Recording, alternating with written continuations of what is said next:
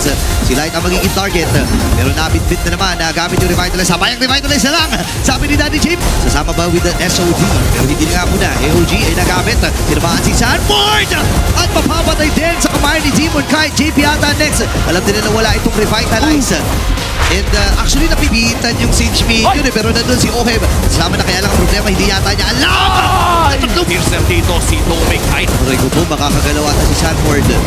And this time, nagamit yung Throne of Ruin. Throne of Ruin, ay! si tatama ang final slash pero makakakuha ang Shadow pero mukhang wala na sa pwesto si Edward. Ayun, At mukhang Busa. Light ay humabol. AOG Nako! gagawin. Ay, naku po! Tinamaan na naman si Carlito. Hindi wala siyang mga farming kits dito ng Nako! TLPA. Shadow King na nagamit. Knock up. Pero si Edward ata ay nakita yung dalawang membro dito ng TLPA. Ngayon papasok rin. Shadow King nabitawan ng mamamatay ata dito. Si Dominic Knight! Si Sanji nakakuha ng kill. Si Dominic nakabawi din muna. Habang si Demon bibit-bitin. Atras muna. Mamainton para dito kay JP. Nakamula sa ron. Nakatulong pa ata. Nabitulong si Edward. Pero pasa na babalubuhay dito ni Demon Knight! And Cortez with a kill! Yung play makukuha din dito ng Batang Gabeng. AOG hindi tumama. And Light ngayon kalahati yung buhay. Atras muna dito. Boom dito. JP lang Ay! na talaga. ayan na nga si JP ata ang kanilang hinahanap pero mukhang ida-drop nila yung Lord. At si Demon kahit takot sa likod si Ayan na! Sanford. Yung Throne of Ruins! Ladies and gentlemen, si Cortez.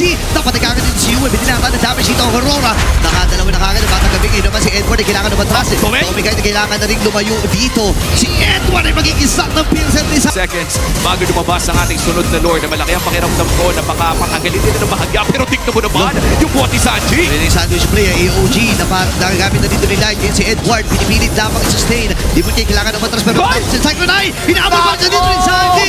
Medyo napasama pa ata, hindi tumama yung SOD.